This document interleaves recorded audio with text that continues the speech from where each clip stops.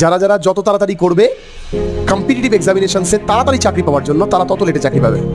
এটা আজকের বক্তব্য নয়, তুমি যারা যারা পাস্টে পড়াশোনা করেছে তাদেরকেও দেখবে, আর যারা যারা অলরেডি পড়াশোনা করছে তাদের সঙ্গে জিজ্ঞাসা করবে, যাদের অলরেডি 4-5 বছর চলে গেছে তাদেরকে জিজ্ঞাসা করবে, তারাও কিন্তু ওই 6-7 মাসের মধ্যেই চাকরি পাওয়ার একটা টেন্ডেন্সি নিয়ে কিন্তু কম্পিটিটিভে পড়তে এসেছিল। এটা তুমিও আসবে, তুমিও বুঝতে পারবে, আলটিমেটলি তোমারও জানা হবে। তো তার মধ্যে এমন কোনো বিশাল ব্যাপার নেই, এটা খুব স্বাভাবিক ব্যাপার। আমি প্রত্যেককেই বলবো পেশেন্স ধরতে হবে। তোমার যে ফোকাস থাকবে সেই ফোকাসটা ফিক্সড থাকবে। তুমি কি পড়বে, তুমি জীবনে কি করতে চাও, তাই বলে তুমি চুজই হবে না যে আমি এইটা করবো না, ওইটা করবো, ওইটা করবো না, এইটা করবো। তোমার প্রত্যেকটা মানুষের একটা স্বপ্ন থাকে, এম থাকে, ডেফিনেটলি একটা এম থাকে, লক্ষ্য থাকে যে আমি এই করব, আমি ওই করব। যে একটা কলেজের অধ্যাপক হবে তার তো লক্ষ্য ছাড়া তো স্যার এমনি হয়ে যাচ্ছে না। যে একটা WBSI হবে লক্ষ্য ছাড়া তো হয়ে যাচ্ছে না, পড়তে হবে।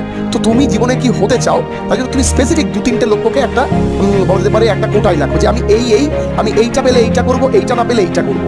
Ultimately plus point